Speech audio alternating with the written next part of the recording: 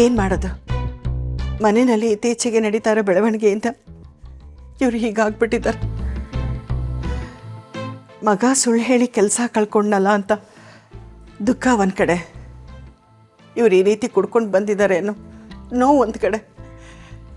ಈಶ್ವರ, ಇನ್ನೂ ಈ ಕಣ್ಣಲ್ಲಿ ಏನೇನು ನೋಡಬೇಕು?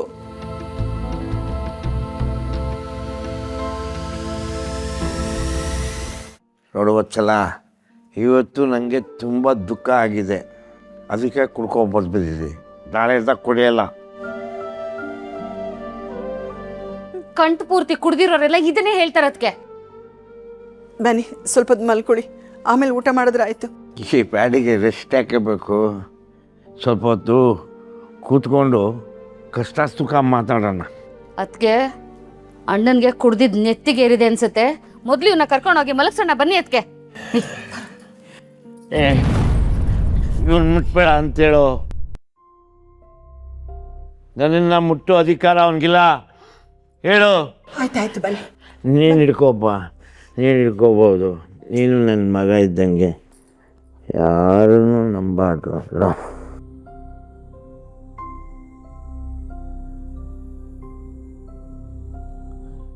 ಸಂಜನಾ ತುಂಬ ಒಳ್ಳೆಯವಳು. ಆ ಕನ್ನಿಕಾನೇ ಸರಿ ಇಲ್ಲ. ಯಾಕೆ ಸುಮ್ಮನಾದ್ರಿ? ಯಾರು ಒಳ್ಳೆಯವರು ಯಾರು ಕೆಟ್ಟವರು ಅಂತ ನಿನಗಿಂತ ಇವ್ರುಗಳಿಗೆ ಚೆನ್ನಾಗಿ ಗೊತ್ತಾಗಬೇಕು. ಇವತ್ತಲ್ಲ ನಾಳೆ ಎಲ್ಲ ಅರ್ಥ ಆಗುತ್ತೆ. ನೀವು ಯೋಚನೆ ಮಾಡಬೇಡಿ. ನಮ್ಮ ನರಸಿಂಹನಿಂದಾಗಿ ಸಂಜನಾ ಹೊರಗಡೆ ಹೋಗೋ ಹಾಗಾಯಿತು. ಆದರೆ ಈಗ ನಿನ್ನಿಂದಾಗಿ ನನ್ನ ಸೊಸೆ ಮತ್ತೆ ಮನೆಗೆ ವಾಪಸ್ ಬರ್ತಿದ್ದಾಳೆ. ನೀನು ತುಂಬ ಒಳ್ಳೆಯವನಪ್ಪ. ನೀವು ಬನ್ನಿ, ಬೇಡಪ್ಪ, ಬನ್ನಿ. ಏ ಬಾಣ.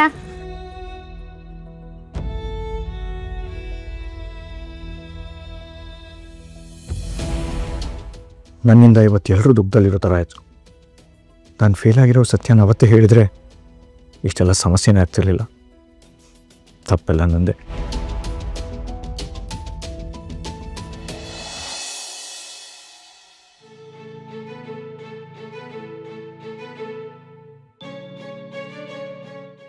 ಅಯ್ಯೋ, ಒಳ್ಳೇದಾಗಲಿ ಕಣಮ್ಮ.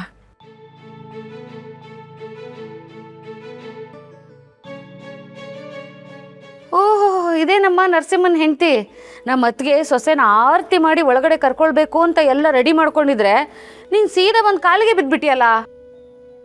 ಬಿಡೆ, ಒಳಗಡೆ ಬಂದಾಯ್ತಲ್ಲ, ಇಲ್ಲೇ ಆರತಿ ಮಾಡೋಣ. ಹಚ್ಚು.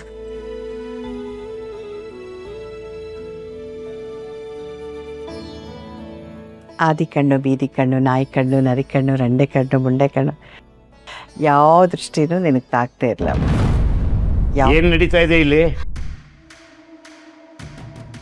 ಅದು ಸಂಜನಾ ಮತ್ತೆ ಮನೆಗೆ ಬಂದಲ್ಲ, ಅದಕ್ಕೆ ದೃಷ್ಟಿ ತೆಗಿತಿದ್ದು. ಮನೆ ಮಗನ ಸ್ಥಾನದಲ್ಲಿರೋ ಆ ಹುಡುಗನಿಗೋಸ್ಕರ ಇವಳನ್ನ ಮನೆ ಒಳಗೆ ಕರ್ಕೊಂಡಿದ್ದೀನಿ ಅಷ್ಟೇ.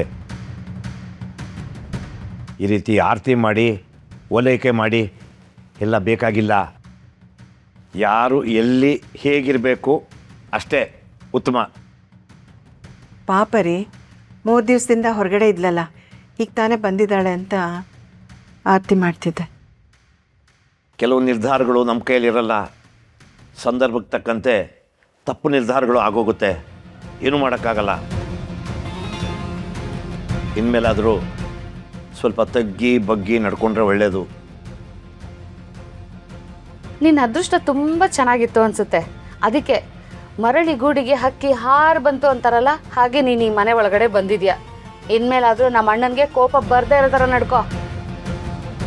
ನೀನು ಈ ಮನೇಲಿಲ್ಲದೆ ನನಗೆ ಎಷ್ಟು ಬೇಜಾರಾಗಿತ್ತು ಗೊತ್ತಾ? ಹೌದಮ್ಮ, ಸರಿಯಾಗಿ ಊಟ ತಿಂಡಿ ತಿಂದೆ ಹೇಗೆ ಕುರ್ಗೋಗಿದ್ದಾರೆ ನೋಡು. ಈಗ ನಾನು ಬಂದಾಯ್ತಲ್ಲ ಅತ್ತೆ, ಇನ್ನು ಮುಂದೆ ನಾನೇ ಊಟ ತಿಂಡಿ ಮಾಡಿಸ್ತೀನಿ. ನಡೀರಿ. ನಿಂತ್ಕೊಳ್ಳಿ ಒಂದು ನಿಮಿಷ. ಏನೋ ಸತ್ಯ ಹೇಳಬೇಕು ಅಂತ ಹೇಳ್ತಿದ್ದೆ. ಆಯ್ತಲ್ಲ, ನಿನ್ನ ತಂಗಿನ ಮನೆಗೆ ಕರ್ಕೊಂಡು ಹೇಳೋದೇನು ಅಂತ. ಯಾವ ವಿಷಯದ ಬಗ್ಗೆ ಕೇಳ್ತಿದ್ದೀರಾ ಅಂಕಲ್?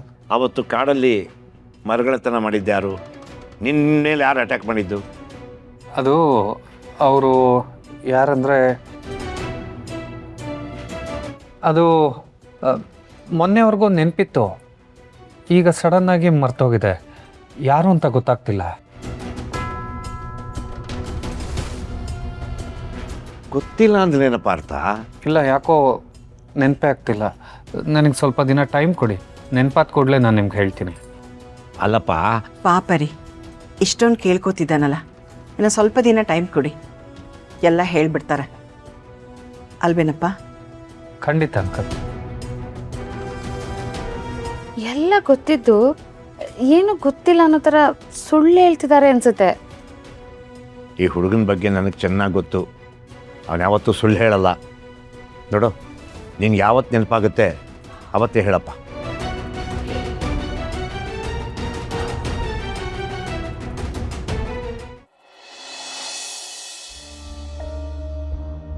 ದೀಪ ಅವ್ರು ಬರೋಕ್ಕೆ ಮುಂಚೆ ಡೈರಿಲಿ ಏನಿದೆ ಅಂತ ನೋಡಬೇಕು. ಕೀಯಲ್ಲಿಟ್ಟಿರ್ತಾರೆ.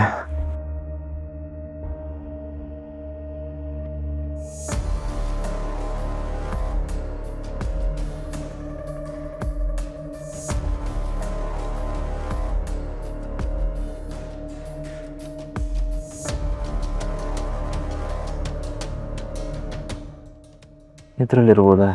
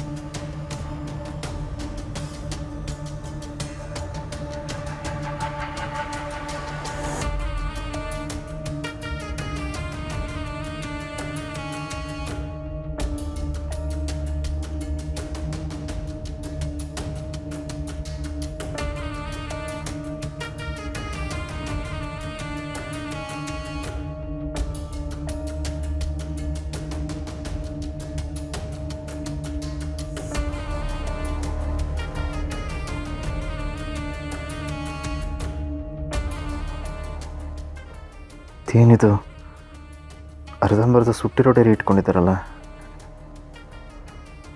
ಸುಟ್ಟಿರೋದು ಇಟ್ಕೊಳ್ಳೋಷ್ಟು ಇಂಪಾರ್ಟೆಂಟ್ ಏನಿದೆ ಇದರಲ್ಲಿ?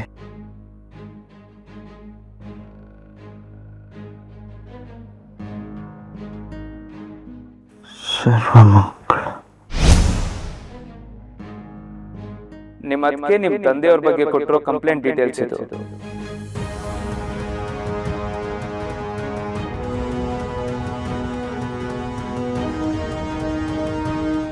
ಏನೇ ರೇಣುಕಾ, ಈ ಸರ್ವಮಂಗಳ ಅಂದ್ರೆ ಯಾರು ಅಂತ ನಿನಗೆ ಗೊತ್ತಿಲ್ವಾ? ಉರಿತಾ ಇರೋ ಈ ಬೆಂಕಿ ಮೇಲಾಣೆ, ನಿನ್ನ ವಂಶನ ಸರ್ವ ನಾಶ ಮಾಡ್ದೆ ಈ ಸೌಂದರ್ಯ ಸಾಯಲ್ಲ.